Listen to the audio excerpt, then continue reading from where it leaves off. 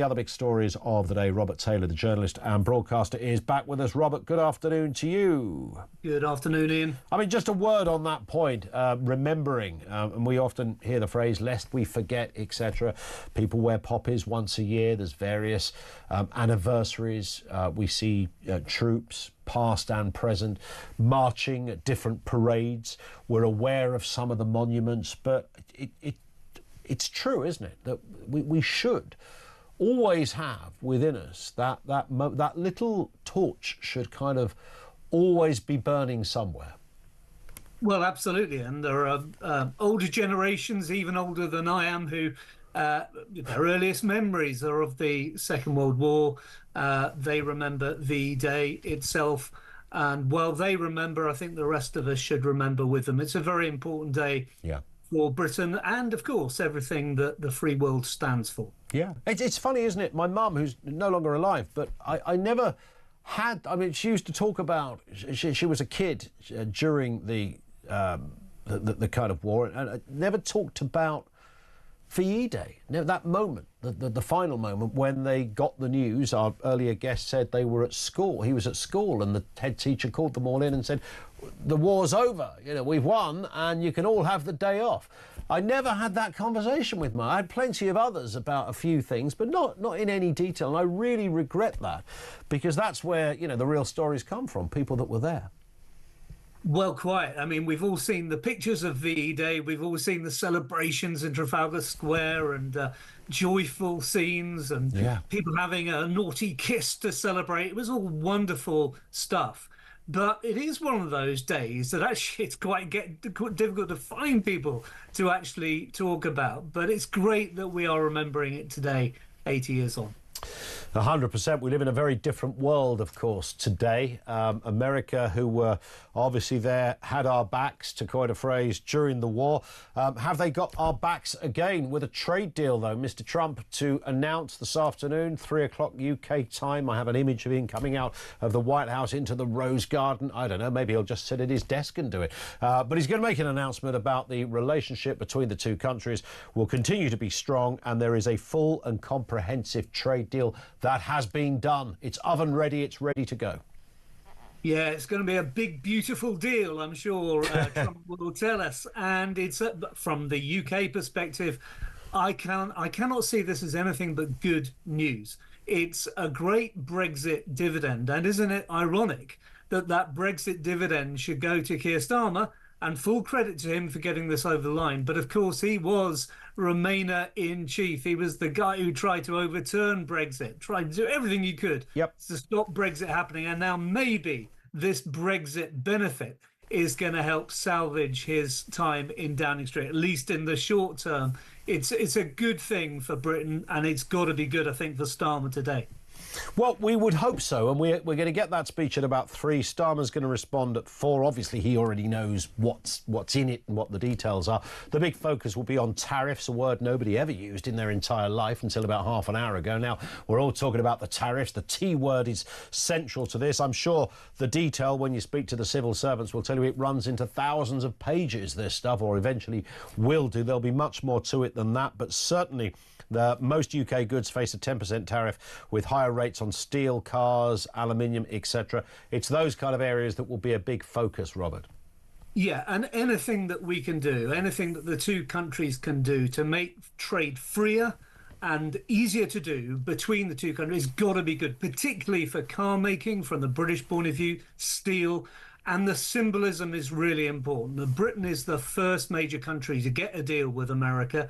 That's a great tick for Brexit Britain, in my view. And it just shows. I mean, if we were in the EU, we'd be lumped in with the EU with higher tariffs. There'd be no way to circumnavigate that. Yeah, it's only possible because of Brexit, and I rejoice. Yeah. Well, they say it's going to boost transatlantic business ties. We will see with interest. Of course, they would have been discussing this, I suppose. And, I don't want to, if Jonathan Reynolds or anyone else who's been involved in it, fair play if it's a good deal, whatever party carves it up. But they've been talking about this forever, haven't they? I mean, it's not come around just since Trump arrived. This has been on the table for a long, long time. It's been on the table since Trump's first time in the White House. We made Yes. no progress under Biden at all, who seemed to show no interest in it. No coincidence it's got over the line now that the Britain-loving Trump is back in the White House. So absolutely right. This has been going on for the best part of a decade. Great that it seems, although the devil will be in the detail, as you've said, it's great that it seems something is going to be announced that will be full and comprehensive in just 45 minutes' time. Yeah, let's hope so. Also, there's speculation mounting over Rachel Reeves' future. The winter fuel allowance U-turn demands, they are out there. This is one of those kind of physics sort of unstoppable moments where it ain't going away. The pressure is there. Downing Street said yesterday or the day before, no, we're not going to change it. At PMQs, I think Keir Starmer was again entrenched that no, we've made our decision, etc. As I think it was Julia that said yesterday, Julia Hartley-Brewer said, yeah, usually when the government say that, that means there's some kind of change coming. Nobody disagreed with millionaires not getting the winter fuel allowance, but we did disagree with people on $11,500 a year losing their winter fuel allowance. And this, more than anything, apparently came up on the doorsteps. That's the phrase that they use. Yeah. In the run up to the local elections. And clearly it's a reason that people are moving away from Labour. And of course, a lot of them are moving towards reform. And it's quite interesting that one MP or one insider in the Labour Party said today, Rachel is running out of friends.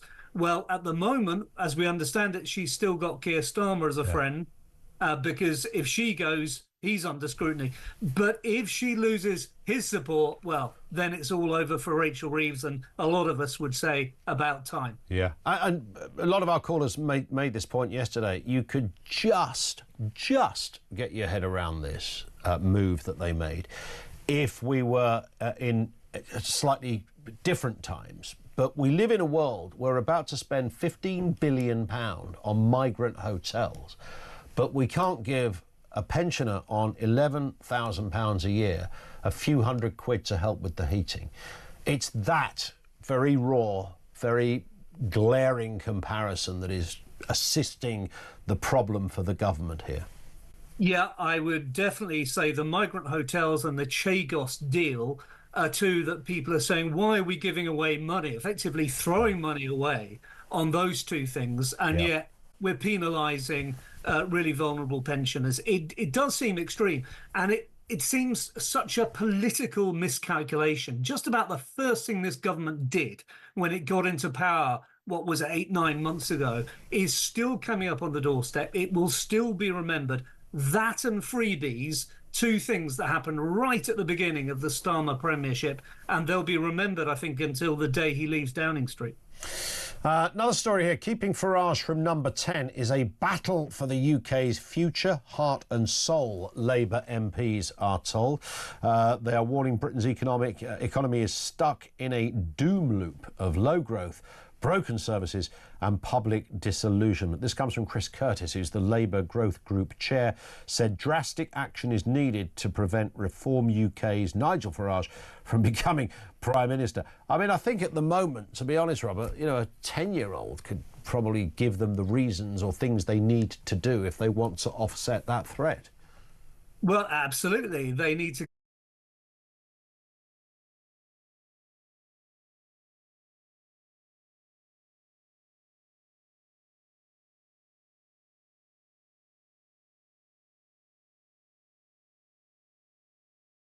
getting a grip on illegal migration. Clearly, smashing the gangs was just a cliche that they came up with. It's not working. We need something much more serious than that. Possibly to follow what the Germans are doing. They've started taking it a lot more seriously with their incoming government. And of course, the economy. Tax rises are stifling growth. So the economy and migration seems to me are the two big things that this Labour government needs to turn around.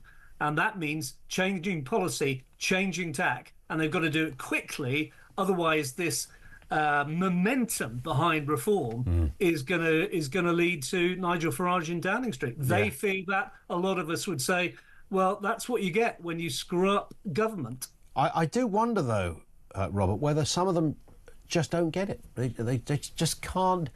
They say they get it, you know. Oh, you know, the voters have spoken. We will listen, etc. But you know, in their soul, I don't believe they really understand what's happening. I think they sense it's a blip. It's like there's a bit of a protest party. They're having their moment. They'll soon scurry away. Don't worry. I genuinely believe that a lot of Labour and the Tories as well are still stuck in that mindset. They are indeed, and this is exactly what they were stuck in before Brexit. They didn't believe that the British people would ever vote for Brexit, and then when they did vote for Brexit, they said, "Oh well, they just got conned by Vote Leave. We've got to overturn the referendum." So you're absolutely right. There's this sense of denial among some of the, you could call them great and good, and I use that phrase ironically, that just doesn't understand the extent of the resentment and alarm out there in the country about the direction in which Britain is going. Yeah. Just a final word. Bank of England cutting interest rates. Good news on the mortgage front, of course. They've gone from 4.5 to 4.25. That's the fourth cut that we've had in the last sort of 8-9 months or so. Apparently the policy committee, the monetary policy committee, were divided. 5 supporting the cut, 2 wanted 4%, 2 preferred no change at all. But it's a democracy over there in the Monetary Policy Committee, apparently, and that's how it went. So I suppose it's a bit of good news for people that are looking for a better mortgage deal, but not necessarily a full game changer for the British economy. Absolutely bang on, Ian. It's got to be good, and it's again about the mood music. It'll just loosen the thumb screws of this cost of living crisis. For most people, it's a good thing, certainly anyone with mortgages.